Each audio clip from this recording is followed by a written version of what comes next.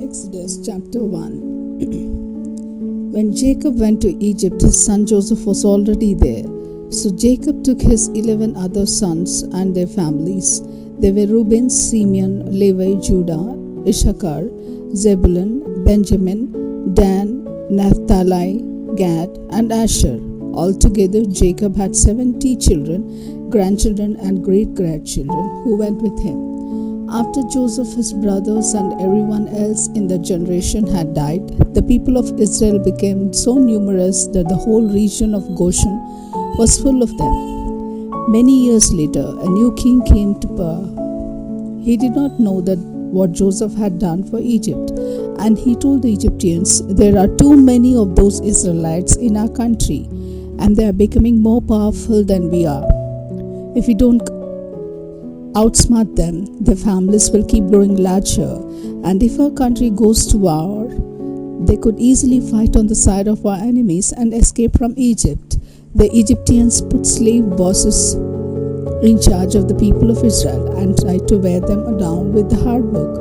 Those bosses forced them to build the cities of Pithom and Ramesses, where the king could store his supplies. But even though the Israelites were mistreated, their families grew larger and they took over more land. Because of this, the Egyptians hated them worse than before and made them work so hard that their lives were miserable. The Egyptians were cruel to the people of Israel and forced them to make bricks and to mix mortar and to work in the fields. Finally, the king called in Shiphrah and Puah, the two women who helped the Hebrew mothers. When they gave birth, he told them, "If a Hebrew woman gives birth to a girl, let the child live. If the baby is a boy, kill him." But the two women were faithful to God and did not kill the boys, even though the king had told them to. The king called them in again and asked, "Why are you letting those baby boys live?" They answered, "Hebrew women have their babies much quicker than Egyptian women. By the time we arrive, their babies are already born."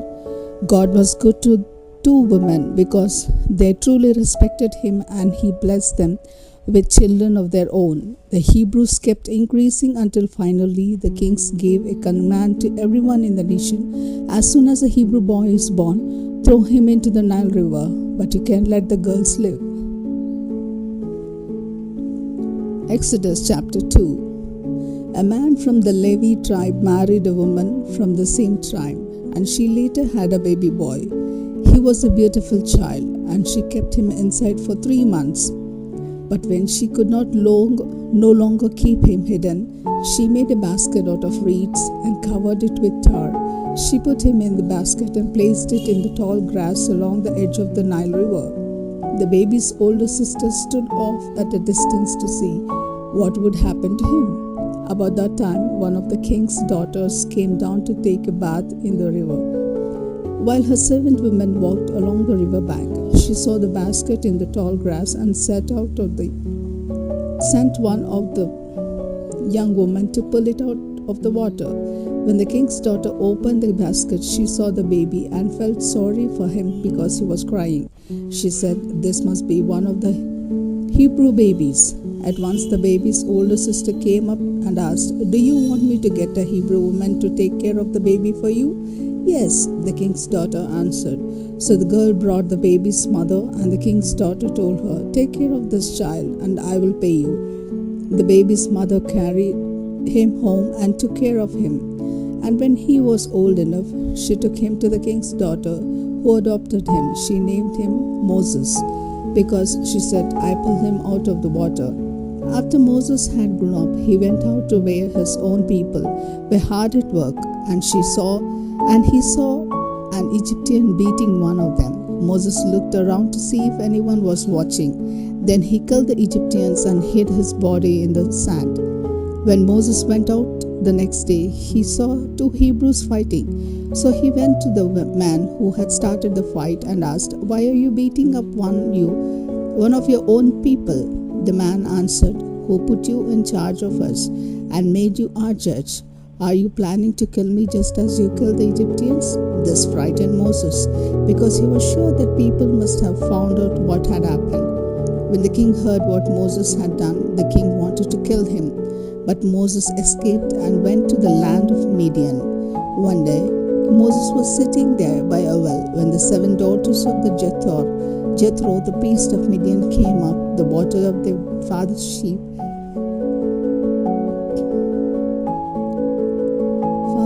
and goats. Some shepherds tried to chase them away, but Moses came to their rescue and watered their animals.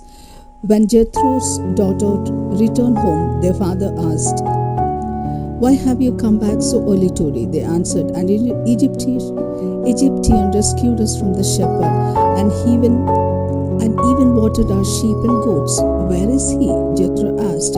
"Why did you leave him out there? Invite him to eat with us." Moses agreed to stay on with Jethro, who later let his daughter Zipporah marry Moses. And when she had a son, Moses said, "I will name him Gershom, since I am a foreigner in this country." After the death of the king of Egypt, the Israelites still complained because they were forced to be slaves. They cried out for help, and God heard their loud cries. He did not forget the promise he had made to Abraham, Isaac, and Jacob. And because he knew what was happening to his people, he felt sorry for them. Exodus chapter 3. One day, Moses was taking care of the sheep and goats of his father-in-law Jethro, the priest of Midian, and Moses decided to lead them across the desert to Sinai, the holy mountain. There an angel of the Lord appeared to him from a burning bush. Moses saw that the bush was on fire, but it was not burning up. "This is strange," he said to himself. "I'll go over and see why the bush isn't burning up." When the Lord saw Moses coming near the bush, he called him by name, and Moses answered, "Here I am." God replied, "Don't come any closer. Take off your sandals.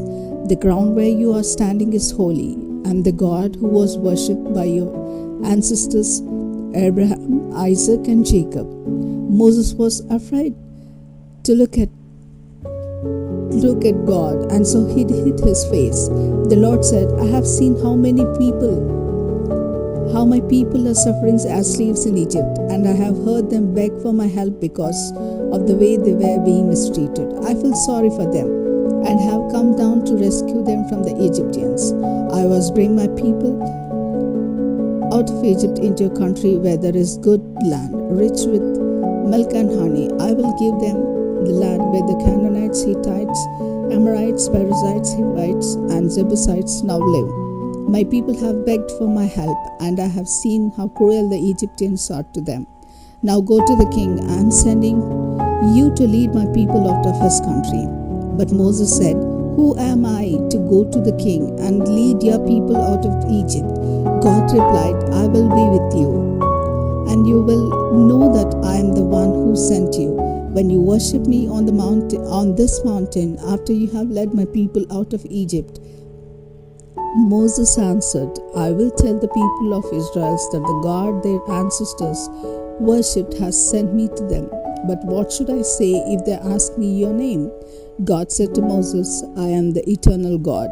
So tell them that the Lord, whose name is I Am, has sent you. This is my name forever, and it is the name that people must use from now. Call together the leaders of Israel and tell them that God, who was worshipped by Abraham, Isaac, and Jacob, has appeared to you. Tell them I have seen how terribly they are being treated in Egypt, and I promise to lead them out of their troubles. I will give them a land rich with milk and honey, where the Canaanites, Hittites, Amorites, Perizzites, Hivites, and Jebusites now live. The leaders of Israel will listen to you. Then you must take them to the king of Egypt and say, 'The Lord God of the Hebrews has appeared to us. Let us walk 3 days into the desert, where we can offer a sacrifice to him. But I know that the kings of Egypt won't let you go unless something forces him to. So I will use my mighty power to perform all kinds of miracles and strike down the Egyptians. Then the king will send you away. After I punish the Egyptians, they will be so afraid of you that they will give you anything you want. You are my people, and I will let you take many things with you. When you leave the land of Egypt, every Israelite's woman will go to the Egyptian's neighbors or to any Egyptian woman living in her house. She will ask them for gold and silver jewelry and for their finest clothes. The Egyptians will give them to you, and you will put these fine things on your sons and daughters. You will carry all this away when you leave Egypt.